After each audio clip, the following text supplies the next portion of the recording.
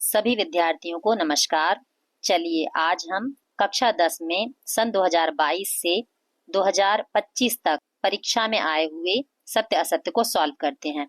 इसमें पहला क्वेश्चन है x(x-1) बराबर 0 में x का मान 0 और 1 है। इसे हम किस तरह सॉल्व करेंगे? एक बार हम x बराबर 0 लेंगे और एक बार हम x-1 बराबर 0 लेंगे। तो पहला मान हमें x बराबर 0 मिल जाएगा और -1 बराबर के उस तरफ जाएगा तो x का मान 1 मिल जाएगा। इस तरह हमें x के दो मान मिले हैं, 0 और 1। इसमें भी कहा गया है कि x का मान 0 और 1 है, तो पहला विकल्प सही है। क्वेश्चन नंबर 2 है समांतर श्रेणी 10, 7, 4 का 10वां पद -17 है। तो देखिए इसमें a का मान 10 है, d का मान 7 - 10 बराबर -3 होगा और n का मान 10 दिया है इन्होंने। हम an बराबर a plus n-1 into D इस सूत्र की सहायता से a 10 का मान ज्ञात करेंगे। n की जगह 10 आ जाएगा, a का मान 10 है प्लस n-1 मतलब 10 - 1 और d का मान है -3। तो ये हो जाएगा 10 प्लस 10 में से 1 जाएगा तो 9 बचेगा, गुणा में -3 है। ये हो जाएगा 10 माइनस 9 × 27, 27 में से 10 जाएंगे तो -17 आ जाएगा। इस तरह हमारा दूसरा ऑब्जेक्टिव भी बिल्कुल सही है। तीसरा क्वेश्चन है समरूप त्रिभुजों के क्षेत्रफल सदैव बराबर होते हैं। समरूप आकृतियां वो होती हैं जिनका रूप तो एक सा होता है लेकिन आकार इनका एक सा नहीं होता है, इनका आकार अलग अलग होता है। तो जब इनका आकार अलग अलग होगा तो इनके क्षेत्रफल कैसे बराबर हो सकते हैं? अतः तीसरा जो ऑब्जेक्टिव है वो असत्य है। चौथा क्वेश्चन दिया है शंकु का आयतन πr² है। ये बेलन का आयतन है, शंकु का आयतन होता है 1/3 πr²h, ये शंकु का आयतन होता है। तो ये जो फोर्थ क्वेश्चन है ये असत्य है। क्वेश्चन नंबर 5 दिया है अर्धगोले का आयतन 4/3 πr³ होता है। 4/3 πr³ ये गोले का आयतन है। अर्धगोले का आयतन इसका आधा होगा, आधा मतलब 1/2 से हम इसमें गुणा कर देंगे तो ये कट जाएगा, तो इसका आंसर होता 2/3 πr³। ये होता है अर्धगोले का आयतन। मतलब पांचवा जो ऑब्जेक्टिव है ये भी असत्य है। क्वेश्चन नंबर 6 दिया है 3 माध्यिका बराबर बहुलक प्लस 2 माध्य, ये बिल्कुल सही है, ये सूत्र है। क्वेश्चन नंबर 7 दिया है दो समरूप त्रिभुजों की संगत भुजाएं समानुपाती होती हैं, तो ये बिल्कुल सही है। क्वेश्चन नंबर 8 है दो समरूप त्रिभुजों के क्षेत्रफल का अनुपात इनकी संगत भुजाओं के अनुपात के बराबर होता है। ये आपके सिलेबस से हटा दिया गया है, ये पहले ऐड था।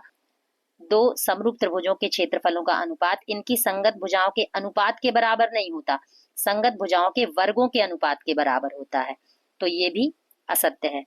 क्वेश्चन नंबर 9 है दृष्टि रेखा प्रेक्षक की आंख को उस वस्तु के बिंदु को मिलाने वाली रेखा होती है, तो ये बिल्कुल सही है। क्वेश्चन नंबर 10 है स्पर्श रेखा ही छेदक रेखा होती है, तो ये बिल्कुल गलत है, क्योंकि स्पर्श रेखा वो होती है जो वृत्त को एक बिंदु पर टच करती है और छेदक रेखा वो होती है जो वृत्त को दो बिंदुओं पर प्रतिच्छेद करती है। 10वां ऑब्जेक्टिव असत्य है। क्वेश्चन नंबर 11 बिंदु 7, 1 और 0, 0 के बीच की दूरी 5 करनी 2 है। तो मूल बिंदु से किसी बिंदु के बीच की दूरी का सूत्र होता है करनी x² + y², ये सूत्र है। इसमें हम मान रख देंगे x का मान 7 है और y का मान 1 है, तो 7 का वर्ग होगा 49 और y का मान 1 है तो 1 का वर्ग 1 होगा। इन दोनों को हम जब जोड़ेंगे तो ये हो जाएगा करनी 50। करनी 50 के हम अभाज्य गुणनखंड करेंगे तो इसे हम लिख सकते हैं 2 × 5 × 5।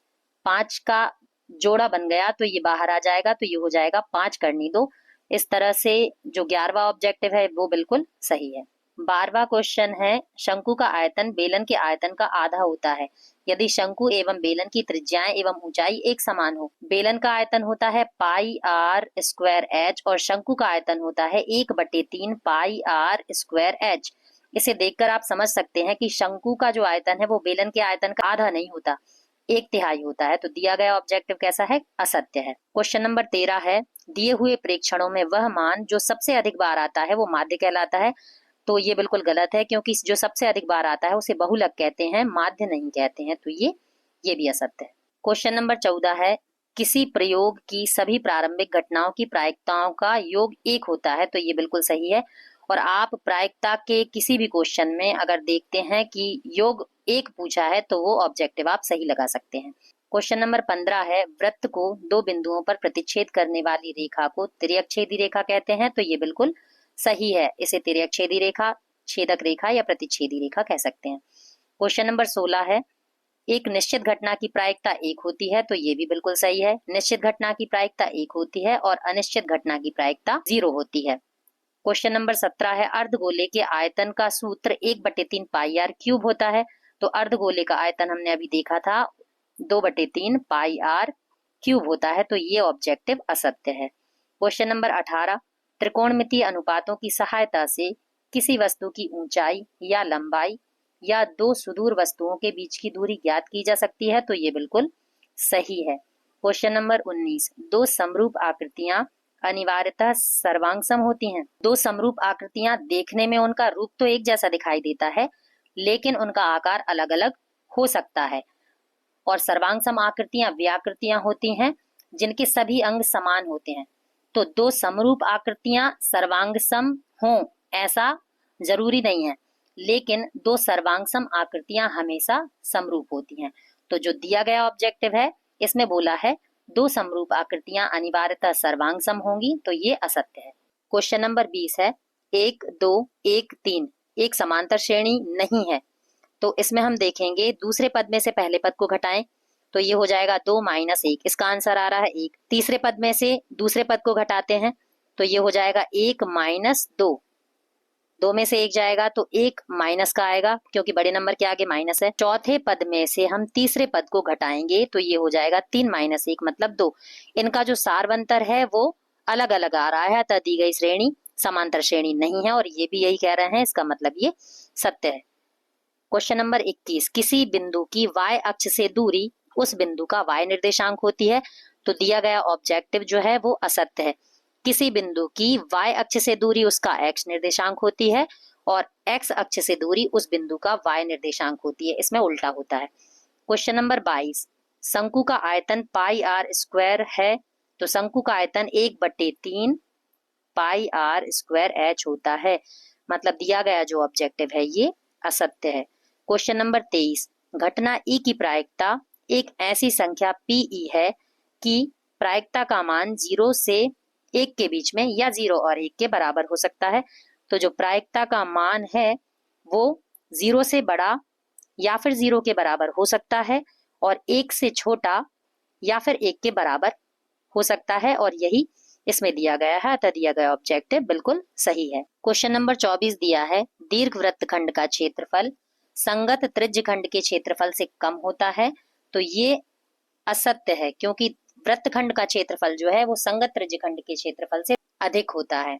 परीक्षा की दृष्टि से ये सभी प्रश्न आईएमपी हैं। आप सभी विद्यार्थी इन सभी प्रश्नों को अच्छे से तैयार करके जाएं। धन्यवाद।